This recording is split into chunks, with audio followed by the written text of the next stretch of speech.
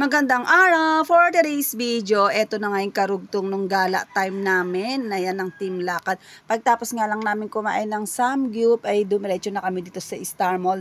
At tulad ng sinabi ko, ay naglakad lang kami. Pagkatapos nga nyo, dumiretso na kami dito sa bagong bukas na palaruan ng Star Mall, yung Jolly Island. Na parang maiko-compare natin sa Kids Zoo na pero iba naman sila. Parang ganun lang yung ano niya, yung setup niya. And then, ayan nga, bumili kami ng medyas kasi wala kaming dalang medyas. Si Ate Nunay lang yung naka-medyas.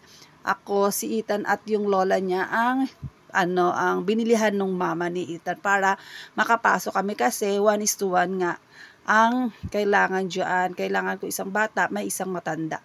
Ayun lang. Para mabantayan ng maayos. And then, may mga rules sila na dapat may dalawang rules na dapat masunod mo.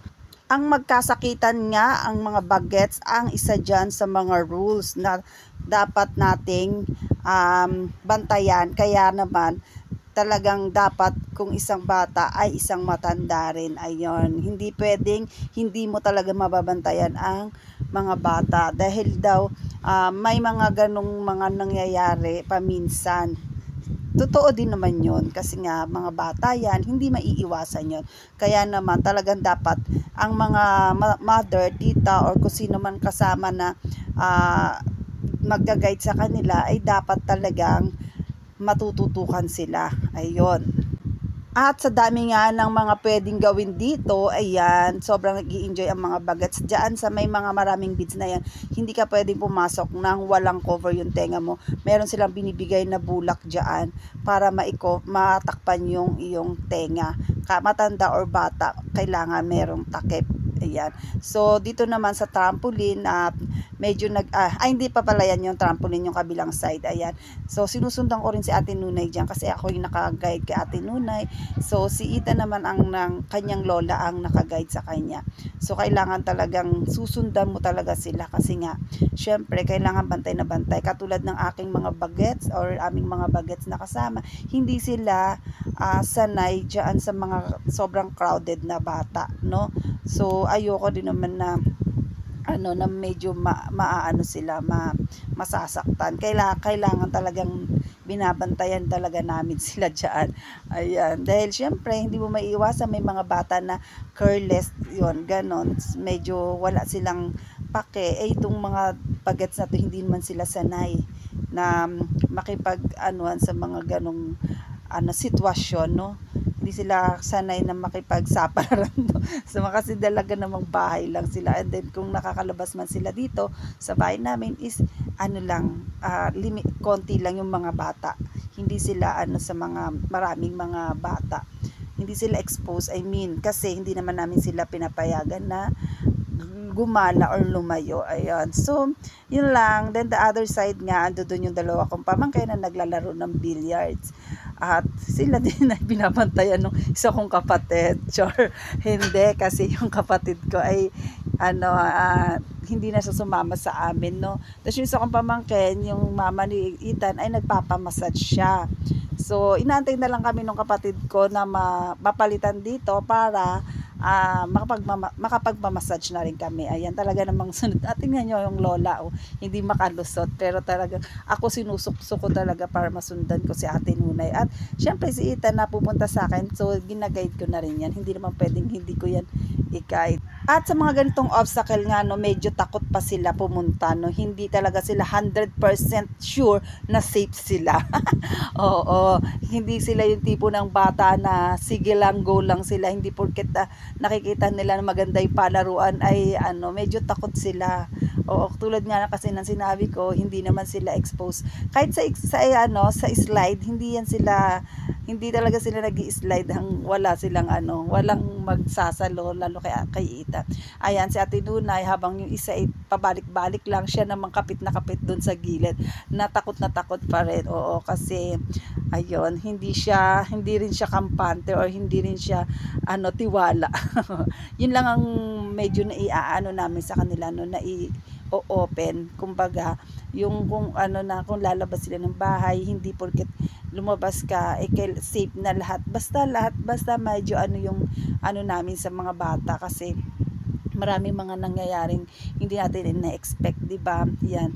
Kaya hindi naman namin tinuturuan na maging takot sila, pero kailangan tinuturo ng namin sa kanila is maging ano sila, maging sure sila sa mga gagawin nila. I mean, kasi bata yan, di ba? Alam mo na pag bata parang wala silang pake. Yun, wala silang ano kung may masaktan sila, makasakit sila. Hindi ino-open namin yung mga yung dalawang bata sa ganun na kailangan mag-iingat sila lagi. Ayun. La la la la la la la la la la. Bibiitan dyan, nag-i-enjoy talaga siya dyan. Ayan, yung mga beads. Syempre, ang mga mami din nag-i-enjoy, nakita nyo naman dyan, di ba? Ayan, pagkatapos nga namin dyan, ay yung pamangkin ko na si Barbie na yung pumalit sa amin dyan para magpamassage naman kaming tatlo. At sa ating Nunay, hindi na nga siya sumama dahil wala na nga ako dun sa loob. Ayaw niya na kasi natatakot nga siya.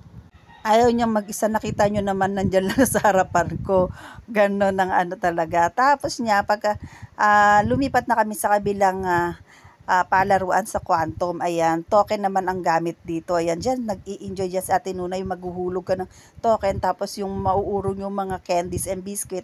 Tapos yung pamangkin ko naman, dun siya sa may mga fighting na kinemerot siya naglaro. At yan, yung dalawang bagets naman doon sa mga maraming bola na lumilipad-lipad. At kami dalawa ng pamangkin ko dito, nag-shoot lang kami dito.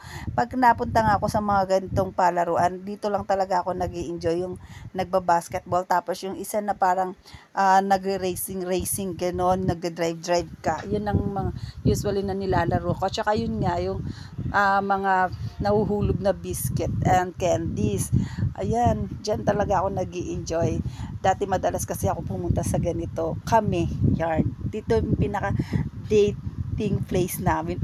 Char lang. Yung sa time zone, ayan. Kaya medyo, ano tayo sa ganitong laro. Ito yung ating nakakahiligan dati, ayan. Pero ngayon, hindi na, syempre. Medyo naiiba na yung ano natin, mood natin kasi medyo mojonda na yung person. Ayan, diba? Diyan lang. Ayan lang yung ating ini-enjoy na games dyan or laro. Pagka napupunta kami sa mga ganitong palaruan, mga Quantum, ganito. At ano pa ba isa? Time zone. Ano pa nga yung isa? Nalimutan ko na. Ewan ko bakit ko pa kasi sinabi, nag-isip pa tuloy ako. And then ayan nga, nakirides pa sa akin si Ethan, akala niya umaandar kami. Ayan, nung ma-realize niya na hindi kami talaga naandar, ayun, bumaba rin naman siya agad-agad. At ayan, nagsakay-sakay na lang siya sa mga pang kids na sakayan dyan. Sa ating Nunay nga, dun sa gilid namin, rin siya, rides. Ayan, basta enjoy na enjoy yung mga bagets dyan. Talaga namang hinayaan lang namin kung ano ba yung mga gagawin nila dyan. Basta naman, nakasunod lang din naman, excuse me. Habang dalawa kami ng mga pamangkin ko yung naglalaro dyan, yung dalawa naman ang nagsumusunod sa mga bagets. Ayan, yung kapatid kong dalawa kasi hindi naman sila mahilig sa mga ganitong ano bang tawag dito? Basta libangan. Yun. Bingo lang kasi joke lang. Pag eto ngayon nilalaro ko, nag-i-enjoy talaga ako dito. Feel ko na nagda-drive ako. Ayan, at feeling ko nga hindi rin ako pwede magkaroon ng sasakyan dahil barubal ako mag-drive. Feeling ko siga ako ng kalsada pag nagkaroon ako sa sasakyan kasi nga ang init ko. Oo, yun ang feel ko lang dito lang sa na to. Pero syempre iba naman yung personal na nagda-drive ka na or yung real life na nagda-drive ka na. Personal. Oo, ayan. Basta gi-enjoy ako dito sa na to. Tingnan mo naman, feel talaga niya. Kala mo talaga nagda-drive siya. Ayun. As habang feel naman namin dyan, yung isa naman dyan, panikuha rin ng token namin si Ate Nunay. Hinayaan na rin naman namin. Kasi nga, hindi talaga nila mag-enjoy. Ayun, siya naman ay pulis pala siya dyan. At pagkatapos nga namin doon, mag-enjoy sa may Quantum, eto, nagayari ng kumain yung aking pamangkin. Ayan. Pero bago pa kami makarating dyan sa fried noodles na yan, nakakain na kami. Ayan. Tapos pauwi na kami dapat. Yung nakita niya, sabi niya, dapat ayan daw pala yung binili namin.